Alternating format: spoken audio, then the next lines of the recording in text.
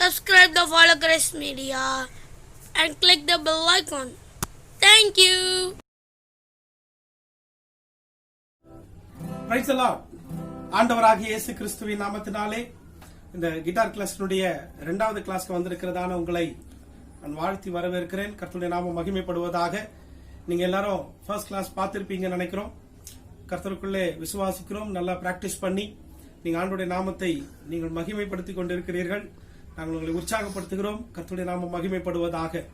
தொடர்ந்து நீங்க இன்னும் கிளாஸஸ் உடைய அப்டேஷன்ஸ்லாம் வந்து நீங்க ஃபாலோ கிரைஸ்ட் மீடியா என்கிறதான அந்த சேனல்ல நீங்க பார்க்கும்பொழுது, யூடியூப் சேனல்ல பார்க்கும்பொழுது நீங்கள் பெற்றுக்கொள்ள முடியும். கர்த்தர் உங்களை நிச்சயம் ஆசீர்வதிப்பார். God bless you. ஒரு சின்ன பிரேயர் பண்ணிட்டு நம்ம கிளாஸுக்குள்ள போலாம். சரி, எல்லாரும் ஜெபம் பண்ணுவோம். ஆண்டவரே, உம்மை துதிக்கிறோம், உமக்கு நன்றி செலுத்துகிறோம். பரிசுத்த ஆவியானவரே, கர்த்தாவே, இந்த நாளிலேயும் இந்த 2வது கிளாஸுக்கு வந்திருக்கிறதான பார்க்கிறதான ஒவ்வொருவரையும் கர்த்தர் நீர் ஆசீர்வதிக்க முடியாது ஜெபிக்கிறோம். நாங்கள் அநேக காரியங்களை ஆண்டவரே அப்பா ஸ்தோத்திரம் கற்றுக்கொள்ள ஆண்டவரே அதிலே நீர் எங்களுக்கு ஞானத்தை தர முடியாது ஜெபிக்கிறோம். ஆண்டவரே, ஒவ்வொருவரையும் கர்த்தர் உற்சாகப்படுத்துங்க. பிள்ளைகள் கற்றுக்கொண்டு உமக்காக வாசிக்கட்டும். இயேசு கிறிஸ்துவின் மூலமாய் வேண்டி ஜெபிக்கிறோம் நல்ல தகப்பனே. ஆமென், ஆமென். ஓகே, இன்னைக்கு நம்ம மியூசிக்கல் நோட்ஸ் பத்தி நம்ம பார்க்க போகிறோம். ஏற்கனவே நான் உங்களுக்கு சொல்லியிருந்தேன், ஃபிங்கர் பிராக்டிஸ் முடிக்கும் பொழுது உங்களுக்கு சொல்லியிருந்தேன் நம்ம நோட்ஸ் எல்லாம் பார்க்க போகிறோம் என்று சொல்லி. சோ இன்னைக்கு மியூசிக் நோட்ஸ் நம்ம பார்க்க போகிறோம். Musical alphabet. நம்ம இந்த மாதிரி கீபோர்டு, அதே மாதிரி கிட்டார், இந்த மாதிரிலாம் எடுத்துக்கும் பொழுது அதுக்குன்னு சொல்லிட்டு ஒரு ஆல்பாபெட் இருக்குது. பாத்தீங்கன்னா அந்த ஆல்பாபெட் வந்து ரொம்ப பெரிய ஆல்பாபெட் கிடையாது. வெறும் ஒரு 7 ஆல்பாபெட் தான் இருக்கும். ஒரு 12 நோட்ஸ் பிரியும். நான் உங்களுக்கு அதெல்லாம் சொல்ல போறேன். நான் பாப்போம் நம்ம எப்படின்னு சொல்லிட்டு பாருங்க. முதல்ல வந்து ஏல இருந்து ஸ்டார்ட் ஆகுது. நம்ம ஆல்பாபெட் ஏல இருந்து ஸ்டார்ட் ஆகிற மாதிரி இதையும் நம்ம ஏல இருந்து ஸ்டார்ட் பண்ணுவோம். ஏ, B, C, D, E, F, G.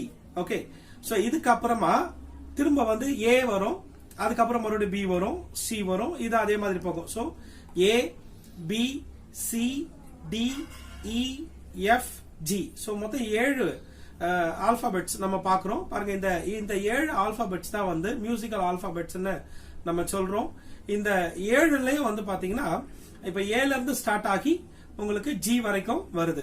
சரி, ஓகே. இப்ப நம்ம கீபோர்டில் எடுத்துக்கிட்டோம்னு வச்சுக்கோங்களேன். அதுல வந்து பாத்தீங்கன்னா சில இருந்து ஸ்டார்ட் ஆகும். சோ சில இருந்து எப்படின்னு கேட்டீங்கன்னா 2 பிளாக் கீ இருக்கும், அதுக்கப்புறம் பாத்தீங்கன்னா ஒரு 3 பிளாக் கீ இருக்கும். இந்த ரெண்டுமே தனித்தனியா பாப்பீங்க, ஒரு செட்டா இருக்கும். சோ இப்போ வந்து பாத்தீங்கன்னா அந்த 2 பிளாக் கீஸ்க்கு முன்னால, அந்த 2 பிளாக் கீல ஃபர்ஸ்ட் பிளாக் கீக்கு முன்னால இருக்கிறது சி. ஓகேங்களா? சோ அது சில இருந்து உங்களுக்கு ஸ்டார்ட் ஆகும். சோ அப்ப சில இருந்து ஸ்டார்ட் ஆகும் பொழுது சி, அதுக்கப்புறம் கீழே நான் ஒயிட் கீஸாவே சொல்றேன், C, D, E, F, G. மறுபடியும் வந்து உங்களுக்கு ஏ ஸ்டார்ட் ஆயிடும். ஜிக்கு அப்புறம் ஏ வரும் இல்லீங்களா? சோ ஏ அகைன் வந்து பி. பி முடிஞ்ச பிறகு மறுபடியும் சில ஸ்டார்ட் ஆகும். ஓகே, சோ நான் வந்து உங்களுக்கு ஆரம்பிக்கும் போது ஏல இருந்து ஸ்டார்ட் பண்ண இல்லீங்களா? ஆல்பாபெட்டிக்கல் ஆர்டர் வந்து ஏபிசிடி இஎஃப் ஜி, மறுபடியும் உங்களுக்கு வந்து ஏல இருந்து ஸ்டார்ட் ஆகும். சோ அதே மாதிரி தான் இந்த கீபோர்ட்ல இருந்து ஸ்டார்ட் ஆகும்போது கீபோர்ட்ல இருந்து C, D, E, F, G, மறுபடியும் ஜிக்கு அப்புறம் எச்ல வராது, ஜிக்கு அப்புறம் ஏ, பி அப்படி ஸ்டார்ட் ஆகும். சோ ஏ, பிக்கு அப்புறம் மறுபடியும் சி ஸ்டார்ட் ஆயிடும். இது வந்து சி டு சின்னு கூட சொல்லலாம். நம்ம தமிழ்ல ஈஸியா புரிஞ்சுக்கணும்னு வச்சுக்கோங்களேன். சரிகம பதனிசா, இதை ஞாபகம் வச்சுக்கோங்க, வேற ஒண்ணுமே கிடையாது. சா டு சா, இதுதான் வந்து சரிகம பதனிசா, சி டு சி. சரிங்களா? சோ இதை நீங்க ஞாபகம் வச்சீங்கன்னா ஈஸியா நம்ம என்ன பண்ணிக்கலாம், அண்டர்ஸ்டாண்ட் பண்ணிக்கலாம். இதை மியூசிக்கல் நோட்டை கண்டிப்பா ஞாபகம் வச்சுக்கோங்க. சோ இந்த நோட்ல இருந்து நம்ம இன்னைக்கு நம்ம பார்க்க போறதான விஷயம் என்னன்னு கேட்டீங்கன்னா, இந்த நோட்ல ஆக்சுவலா இந்த 7 ரங்களை, இந்த 7 நோட்ஸ் நம்ம பாக்குறோம். 7 நோட்டுக்குள்ள இன்னும் வந்து பாத்தீங்கன்னா உங்களுக்கு ஷார்ப் நோட்டு அப்படின்னு சொல்ற மாதிரி உங்களுக்கு சிக்கு அப்புறம் டி நம்ம பிளே பண்றோம் இல்லீங்களா? சோ டிக்கு அப்புறம் வந்து பாத்தீங்கன்னா நான் சொன்ன மாதிரி பிளாக் கீன்னு சொல்லிட்டு அந்த பிளாக் கீ வந்து உங்களுக்கு அது ஒரு ஷார்ப் நோட். அப்ப சிக்கு அப்புறம் சி ஷார்ப் வரும். சோ 2வது நோட் வந்து உங்களுக்கு 2வது நோட் அப்படின்றது உங்களுக்கு டி கிடையாது, 2வது நோட்டு சி ஷார்ப் வரும். அந்த மாதிரி வந்து பாத்தீங்கன்னா இன்னைக்கு நம்ம பார்க்க போகிறது ஷார்ப்னா என்ன, பிளாட்னா என்ன, அந்த மாதிரி பார்க்க போகிறோம். ஷார்ப்னா வந்து முதல்ல அதுக்கு ஒரு சிம்பிள், நம்ம மியூசிக்கல் இதுல வந்து ஒரு சிம்பிள் ஃபாலோ பண்றாங்க. நம்ம இந்த ஹேஷ்டாக்கு யூஸ் பண்றோம் பாத்தீங்களா? அந்த மாதிரி வந்து ஒரு மார்க் போட்டாலே போதும், அதான் வந்து ஷார்ப். பிளாட்னா வந்து என்னன்னு கேட்டீங்கன்னா பி அப்படின்ற நோட், அதாவது ஸ்மால் பி, நம்ம ஏபிசிடி எழுதுறோம் இல்லையா? அந்த ஏபிசிடில வந்து ஸ்மால் பி போடுறோம் பாருங்க, அந்த பி நோட் மாதிரியே தான் இருக்கும். அதுதான் வந்து உங்களுக்கு பிளாட். சரிங்களா? இப்போ ஷார்ப் அப்படின்னா என்னன்னு கேட்டீங்கன்னா ஒரு செமி நோட்டு ஹையரா வரும், அதுதான் வந்து ஷார்ப். உதாரணத்துக்கு சில இருந்து ஒரு நோட்டு வந்து அதிகமா போகுது இல்லீங்களா? அது ஷார்ப். சோ அது வந்து பாத்தீங்கன்னா distance of 1 key to next key.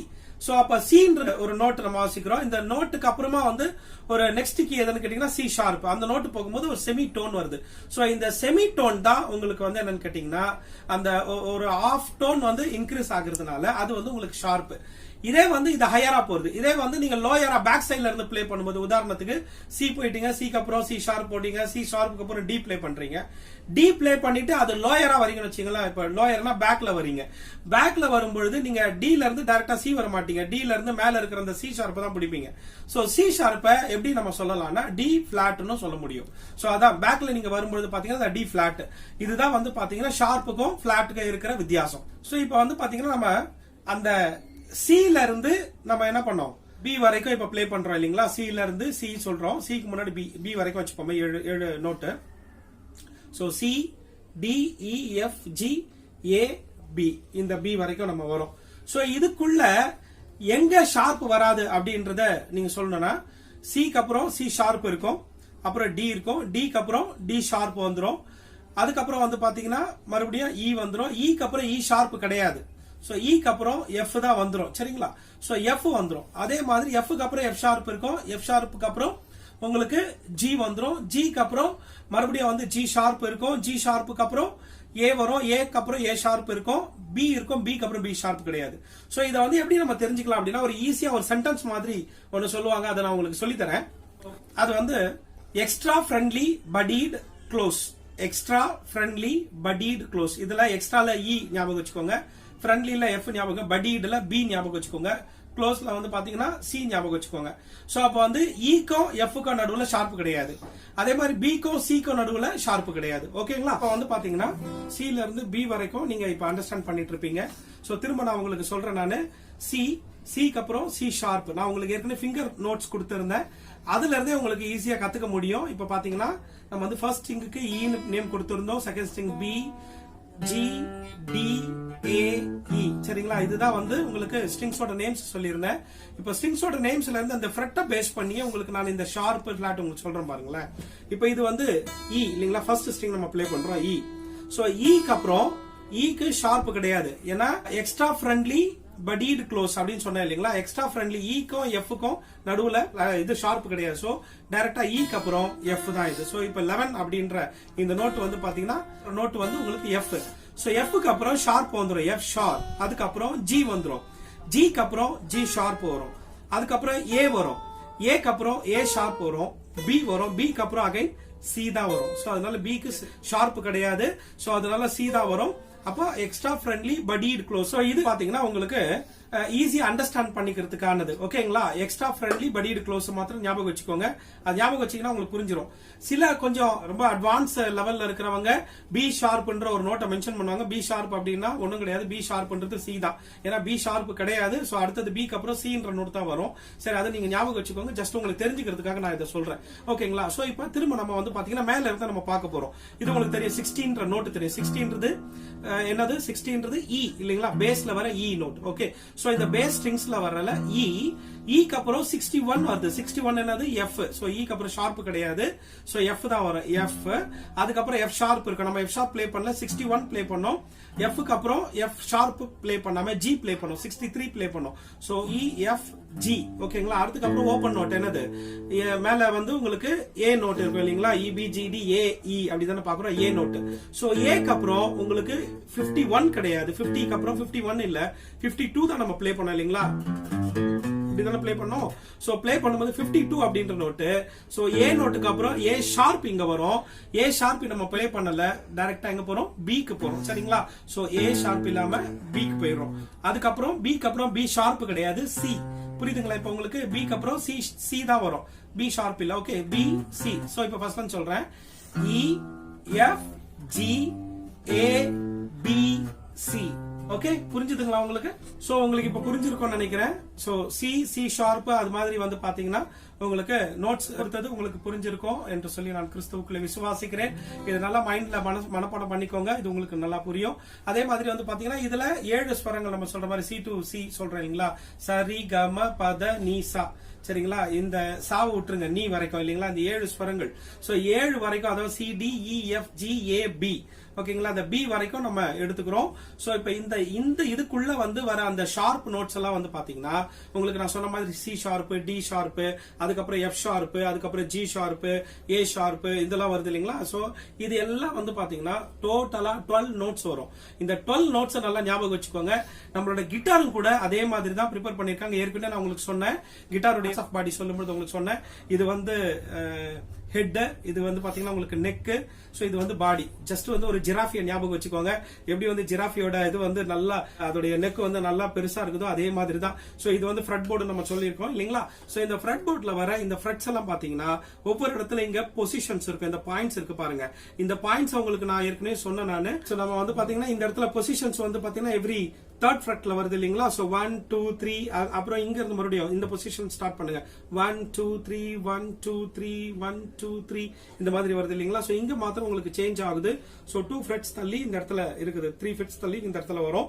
So இப்போ இந்த இடத்துல வந்து பாத்தீங்கன்னா இது 12th ஃப்ரெட்டா இருக்கு. நீங்க கவுண்ட் பண்ணி பாருங்க. 1 2 3 4 5 6 7 8 9 10 11 12. சோ 12 வருது பாருங்க. அப்ப 12 நோட்ஸ் பேஸ் பண்ணி தான் உங்களுக்கு இந்த ரெண்டு பொசிஷனும் கொடுத்திருக்காங்க. இதை நீங்க அண்டர்ஸ்டாண்ட் பண்ணிக்கிறதுக்கு இங்க மேல இருக்கிற இடத்துல உங்களுக்கு பொசிஷன்ஸ் கொடுத்திருப்பாங்க. இதை பார்த்து நீங்க புரிஞ்சுக்கலாம்.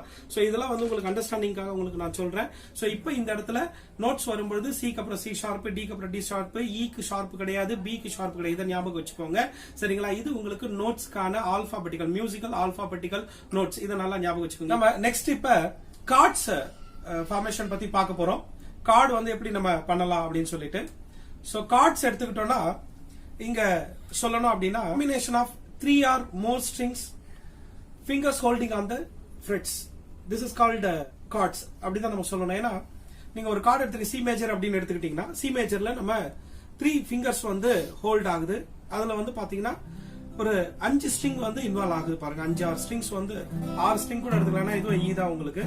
சோ இதுல வந்து நீங்க பிளே ஆகுது இல்லீங்களா. நம்ம ஸ்ட்ரம் பண்ணும்போது இது எல்லாமே சேர்த்து பிளே பண்றோம். சரி, இது எப்படி நம்ம கண்டுபிடிக்கிறது அப்படின்னு பாக்குறோம்.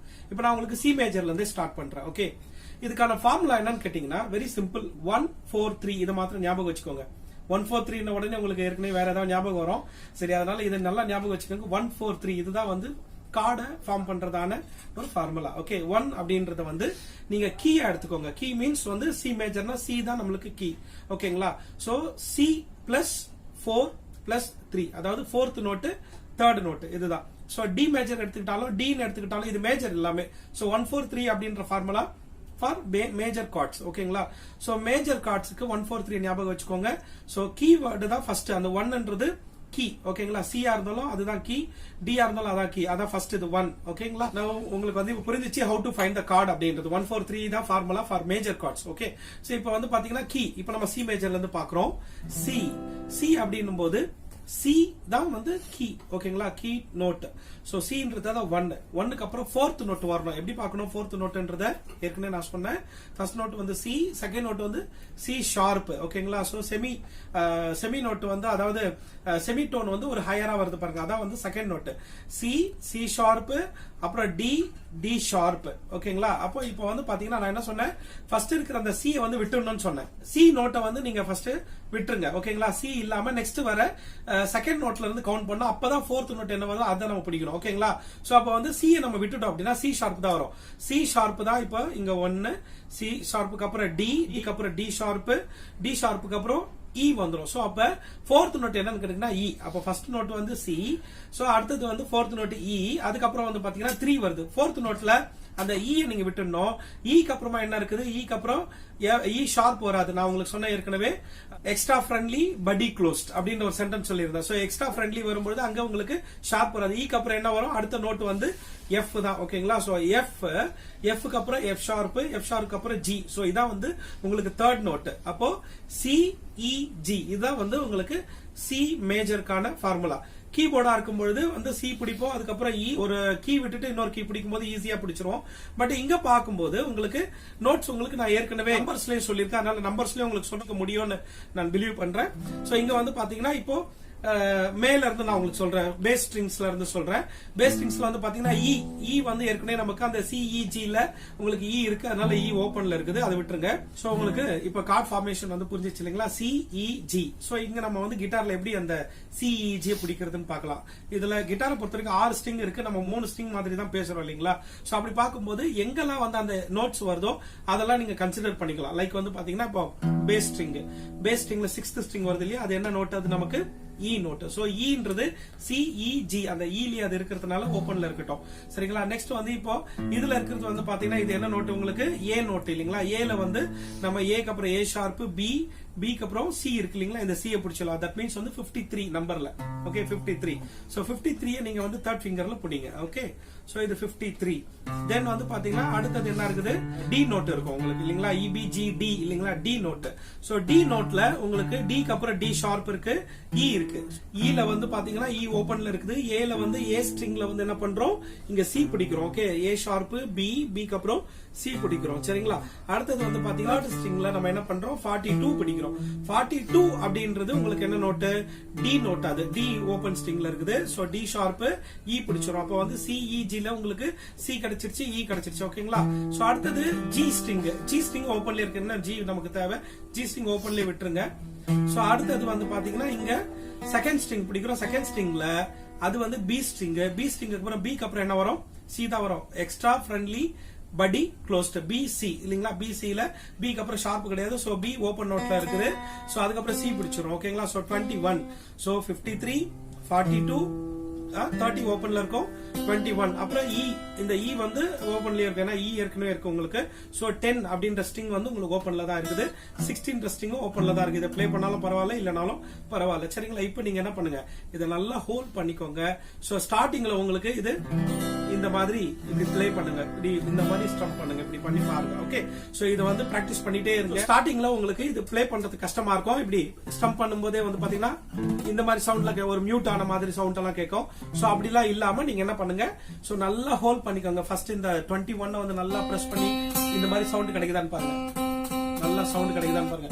இப்படி கிடைச்சதுன்னா நல்லா ஹோல்ட் பண்ணுங்க. ஓகே நான் ஏற்கனவே சொன்னேன், இந்த மெட்டல் பீஸ்க்கு முன்னால என்ன பண்ணுங்க, இந்த மாதிரி பிரஸ் பண்ணுங்க. ஓகே சோ பிரஸ் பண்ணீங்கன்னா உங்களுக்கு தெரியும். அதுக்கப்புறம் தேர்ட் ஸ்ட்ரிங் ஓபன்ல இருக்கும், 4th ஸ்ட்ரிங்ல 42 பிடிக்கிறீங்க, 5th ஸ்ட்ரிங்ல 53 பிடிக்கிறீங்க. ஓகேங்களா. சோ இப்போ இது வந்து டோட்டலா ஸ்டம் பண்ணும்போது இந்த சவுண்ட் கிடைக்கணும்.